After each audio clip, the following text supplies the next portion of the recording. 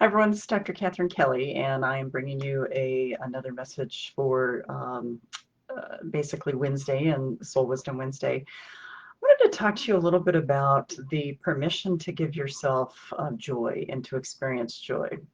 These last several days, I've had a lot of clients tell me not only are they really exhausted and tired, and this COVID thing is wearing on them, and Mercury in retrograde is wearing on them, and the weekend, I had someone say that she felt like she slept her way through the weekend, and I've heard that a lot, and that they are having difficulty finding joy or allowing themselves to have joy.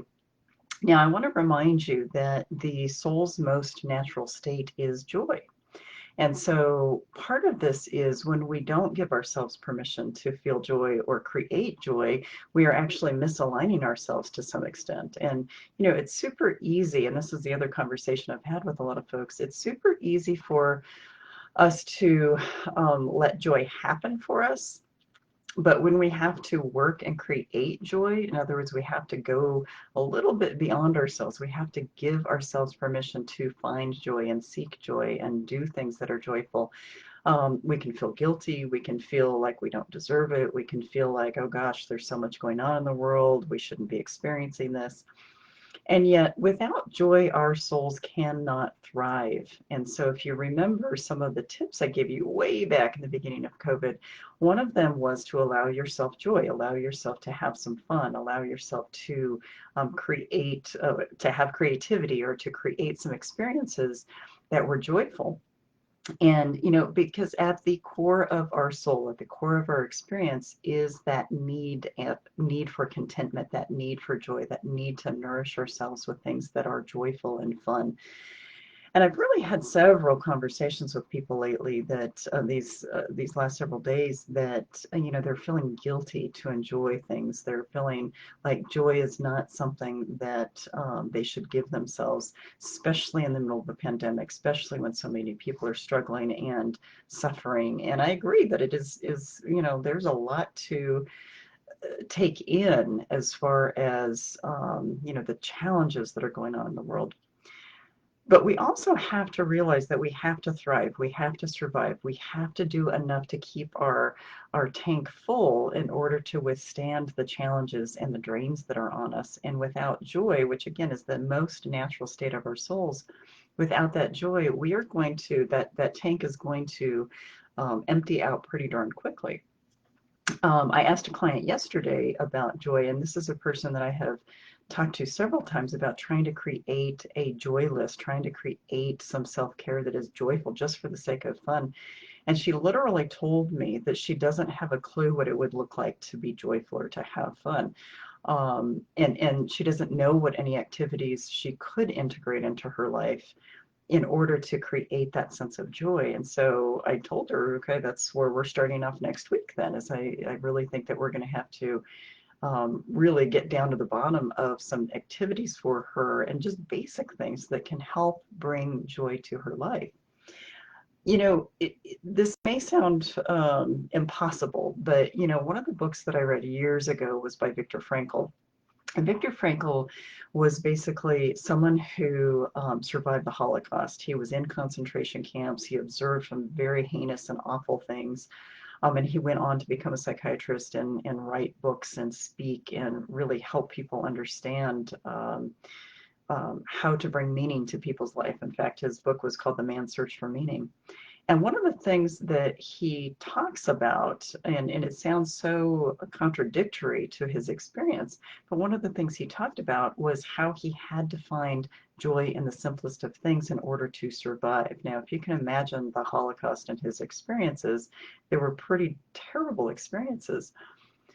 But we are sort of in another one of those really terrible situations where, you watch the news and you look at what's going on in the world and you look what's going on in individuals' lives, and you know that there's a lot of pain and suffering. But what gets us through that pain and suffering and what gets us through is our soul's ability to find joy or find something to hold on to.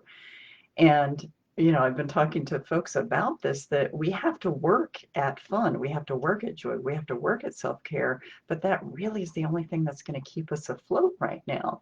And so, like I said, way back, 11 months ago, when I started giving people a checklist or a tip list of what to do to get through COVID, one of them was fun, one of them was joy. How do you find that joy? How do you find meaning in the things that are going on around you? And it's just so important for us to do that. And, even in the simplest of things, I mentioned to several of my clients when I was talking about this, that one of the things I've been doing every morning, I take my dogs out. They kind of won't go out unless I'm standing on the deck with them. And so I bundle up, get my coat on, and I stand on the deck. But what I started realizing is I have not had the time to just stand outside and just look at the sky, look at the trees, just soak all of that in. And I'm a tree girl, so even if the trees are bare, I can find a lot of joy just looking at the trees and soaking in that energy. So while my dogs are doing their business, I can be out there kind of soaking it in and just resetting myself for the day. Playing with my dogs, throwing a ball for the dogs, having some fun texting back and forth with some friends, watching something on TV that is joyful for me or playful. I like kids' cooking shows because those kids are amazing and it's fun to watch them get excited about what they're making. And I like cooking anyway. So looking for the very simple things that can feed our soul right now really are the only things that are going to keep that tank full, keep that tank regenerating some energy in us, because we have so many things that are draining, that are spilling out of us right now with how we have to handle everything. We have to overthink things right now. We have to double think things. That we've got to keep that tank as full as possible, but giving yourself permission to enjoy life or to have joy or to seek joy or create joy right now has been a big challenge for a lot of people. And our souls need that to survive and thrive. And I just cannot tell people how important that is in our self-care and our soul care, is to find those things that bring us that joy. And again, it can seem frivolous right now with everything that's going on in the world, but it is imperative for us to find that spirit of joy within us. And it can sound very hallmarky, but it's such an important part of who we are as souls, that we have to keep feeding ourselves in that way. So from a mental health perspective, when we are depressed or we're anxious or we're feeling deflated or we're feeling worn out or fatigued, the last thing we want to do is work to do something. And yet, in the case of joy, we've got to do that. That is a form of self-care, and it's a very important form of self-care, because we've got to do that. We've got to make some, we have to put out some effort in order to get there. You know, I'm a psychologist, but I'm also a soul strategist, and I do a lot to help people understand our evolution. And we will not evolve unless we can evolve beyond our heartache and evolve beyond our challenges and then evolve beyond the things that are challenging to us and wearing us down. And so I'm constantly trying to give people new ways to really look at our evolution. And one of them is joy. One of them is to evolve into understanding that we deserve joy and we need joy, and that joy is something that is helpful and nourishing and restorative for us. But when you have to talk people into giving themselves permission to have joy, you have to break through that barrier and allow yourselves to have that. you know, I've seen some videos recently of healthcare workers that basically, in between caring for patients, they'll throw on a song and they'll be dancing around with their masks on and their gloves on and everything else, just to try to lighten up and to air themselves out a little bit, so that they can get back to the difficult stuff. And so it's super, super important for us to move forward with giving ourselves that permission, and to um, open ourselves up to allowing some of that in. It's nourishing, it is restorative, it is regenerative, and yet we don't give ourselves permission very often to do that. So I just wanted to give you a little bit of a nudge to find those little bits of joy and create those as well.